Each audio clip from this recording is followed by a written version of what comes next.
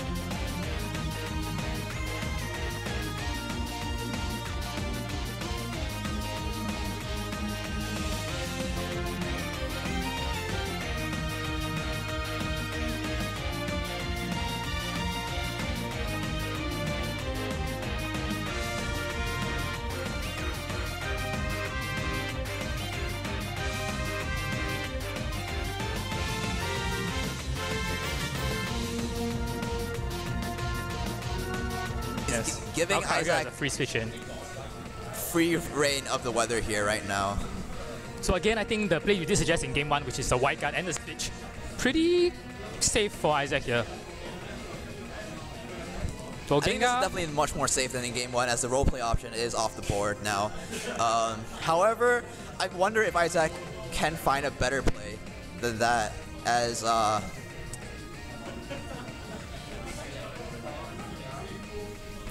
I'm not. Yeah, the Gengar's position is somewhat tenuous. I'm not entirely sure what Gengar wants to be doing here. Yeah.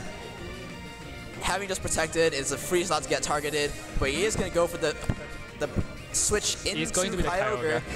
Probably going to see a wide guard come out here, but it means that Kecleon does get a free attack off onto this Kyogre. Yeah. Previously it was the Gengar though, so low kick, kind of a risky move on Jira's part if he did go for it. But to be fair, if he goes for the Precious Blades and the low kick, nothing really going there. Going to go for Shadow Sneak, wanting to dodge close combat again. She goes into the Hitmontop, not going to do much damage. Are you going to eject out the Hitmontop, isn't it? And no white guard coming up from top as well. Out is the big play there, as Isaac playing with fire, or rather playing with ground here. It's probably good. It's going to be the Rayquaza coming in, so it's going to be able to dodge the Precipice Blades if that is the option that Jira went for, which he did. And that is the Precipice Blade. And it's going to be the Void on the Unfortunate there. Isaac kind of getting away there without making the most optimal play. Yeah, not going for the white guard there, which would have gone before the attack, so he would have ejected out with the protection of the white guard. So Isaac getting his desired situation with his nicknames on the field.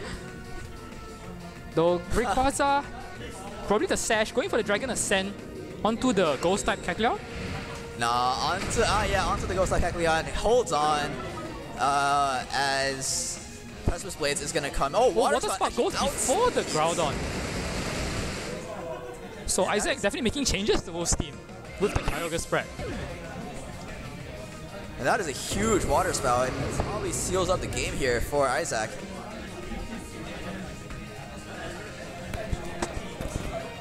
Yeah, Jira down only to the Kangaskhan. Not going to take on the full might of Isaac's team with him on top at the back.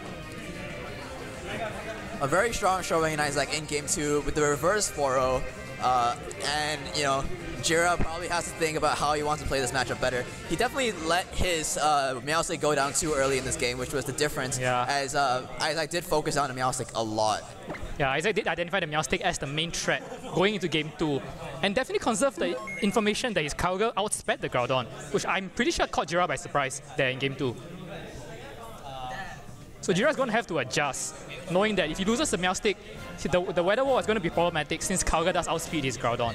Seeing as Isaac did drop the Bronzong in favor of the Rayquaza, you might wonder, is this the time for Xerneas to hit the field now? Yes, definitely. The Geomancy option, very strong when there's no Bronzong there to give it trouble after the setup. Especially if you can remove the Mega Gengar early in the game to set up for a late game Geomancy sweep. Yes. Though Isaac has shown to favor the Gengar lead, so again, Jira, if he does want to bring the Xerneas, probably wants it at the back. Yeah. So Isaac's game plan seems pretty fixed at this point, and it's really up to Jira to adjust. Since I don't think Isaac's going to deviate from the 4 that he picked in the previous game. The question is, you know, Jira's led Kangaskhan and Meowstic for the last 2 games. Does he want to go straight forward to lead with just the Groudon Meowstic right off the bat here? Oh, it's going to be Kang Xerneas. Drop the Xerneas. It goes into the Kangaskhan, the Hitmontop Gengar. So that's exactly the lead Isaac wanted, I think. Unless, of course, Jira does have the scrappy fake out. Even then, I think in that case, you should trade fake outs in turn 1 and play from there. Kangaskhan at -1 can't even one-hit KO Mega Gengar with a Sucker Punch. And all that does is get Kangaskhan trapped in at -1. Yeah. And Jira not having any redirectors on his team as well, not able to support Xerneas very well. So, tough spot for Jira here. Yeah. And we do see no switches coming out from Jira, so Jira content to let Kangaskhan and Xerneas get trapped against the Gengar and Hitmontop. I don't know, this might be a very, very As we do see a scrappy fake out come out from the Hitmontop onto the Gengar. As we do see Hitmontop go for its own fake out, yes, we do see them trade fake outs there. So Jira revealing that his Kangaskhan is a scrappy, but this turn Zernia is still slower than the opposing Mega Gengar, vulnerable to get Sludge Bomb and taunted, whichever Jira. I think taunt is probably the safer option. Yeah, you don't want to get Sucker Punch. You don't want to get crit on the Sucker Punch. A -1 Sucker Punch shouldn't KO to begin with, but yeah. I mean, alternative play. I mean, this turn you simply taunt into the Zernia slot and close combat into the Kangaskhan, and there's not really a better play than that. And no reason to go for any absurd reads either. Last Slash from does come out onto the Zernias. All the way down, survives. Let's get the poison. No poison. Double Edge comes out. In still in the scrappy form, it's going to get the damage onto Gengar. I think Jira's going for the double target on the Gengar. But Moonblast comes out onto him on top. Well, it should pick up the 1-hit KO. As it does, no eject button, importantly, is if you get KO'd. Nor red card. I only learned that yesterday. Yep. Oh, but this is an interesting position here, as he now has the Rayquaza pinning the Zernias down. And now he's able to safely will-o-wisp the Kangaskhan. Although not safely, since Kangaskhan is still in scrappy form and going to be able to get off another double edge, which would it KO? If the will-o-wisp hits, maybe not. But again, the question now is, does Isaac want to get greedy and go for the sword stance? Yes. Predicting the Zernias to protect here, because the Zernias protect is so obvious. But at the same time, I think for Jira's side, he is better off just getting the Zernias off the field, getting a fresh Pokemon, maybe just Groudon from the back onto the field. Protect here would be a highly ill-advised play on his end. So Gengar on Isaac's side of the field, probably going on to go for will-o-wisp onto Kangaskhan here. He did make the right play last turn. Will-o-wisp Extreme Speed is probably in the middle of the most straightforward play you could make here. Yes. Kangaskhan is going to Mega, so Sucker Punch? Sucker Punch? But no reason to, as the Will-o-wisp Extreme Speed are the two moves coming out, unless he wants to go for the damage onto Rayquaza here. Extreme Speed does come out. No protect from Zernias. It's going to go down there. Jira making the right play. Zernias is just not serving any purpose on the field at this point. So if Kangaskhan does get a critical hit, but the Will-o-wisp will land onto Kangaskhan, so even with a crit, Rayquaza is very safe. Double Edge will come out, burns onto Rayquaza. Ooh, that is the crit he needed. Yeah, he did get a crit there. Yeah. So now very clutch Will-o-wisp coming in there. Jira having Groudon at this point. I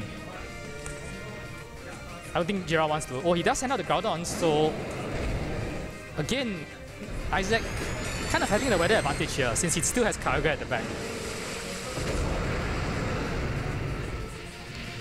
I think Isaac has a firm grip on this game 3 here after, a rather shaky game 1 where he maybe brought the wrong Pokemon. Yeah, recovered very strongly and looks poised to take this set and move on to the finals. Jira's decision to keep Kangaskhan in and try to damage the Gengar via scrappy attacks.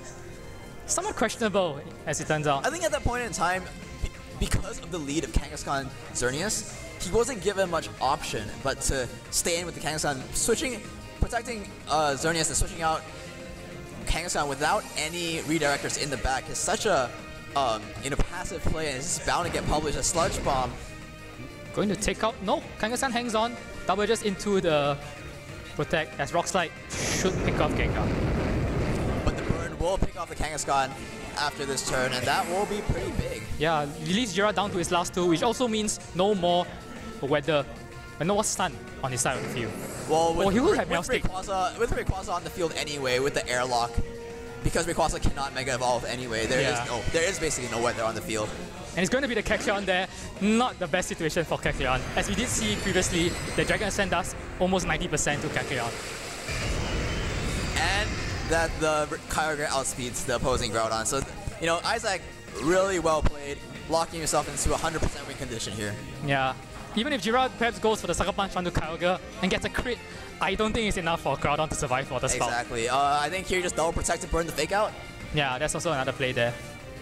Though we did see Rayquaza protect previously, did we? Oh, Rayquaza did protect the previous turn, so... no fake out, so... Oh, but Jira going into the Rayquaza and no protect from Kyogre. It's going to be the Water Spout, and I think this will be the set. Although, what? Jira's Kecleon, so bulky. Nah, Kecleon has very high special defense. 120 base special defense. Yeah. Wow. And with the airlock not having the boost from the rain as well. But now it's going to be a Dragon Ascent. It's going to be the forfeit. Isaac moves on to the final to play against Brian Tan. All right, well done to Isaac. But well played by Jira there as well. Yeah, we did see Isaac make the adjustments he needed. Though again, perhaps it was in Jira's interest to maybe lead the Groudon to get the Precipice Blaze pressure onto the Gengar from turn 1. He decided to make the adjustment in a different direction, going for the Xerneas. But I think we've seen from the World Stream in particular that Wolf's team just has so many options to handle the Xerneas. I think perhaps he was afraid of getting that position where Hitmontop and Kyogre were both on the field at the same time, which is not very good for his Groudon. Seeing as Groudon is slower, but with the role play, he did have a chance to get back into the game.